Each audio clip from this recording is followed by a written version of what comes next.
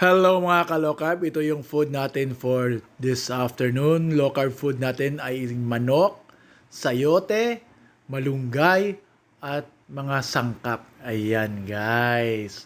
Napakasarap naman ng luto natin for this afternoon. Perfect na perfect ito sa ating low carb food na kinakain every day. Huwag kayong palaging magprito mga ka-low carb, magsabaw din kayo. At saka may prepare pa ako. Ayan oh. Yan, isang slice ng watermelon, pwede tayo niyan. At saka yung manok natin, yung gulay natin. At meron tayong coconut aminos. Ayan, pang sausawa natin yan. At saka meron tayong lemon at saka sili. Ayan. So, kain tayo mga ka-low carb. Healthy na, mura pa. Yan ang low carb diet natin mga ka-low carb. Yan, no? Sayote, malunggay.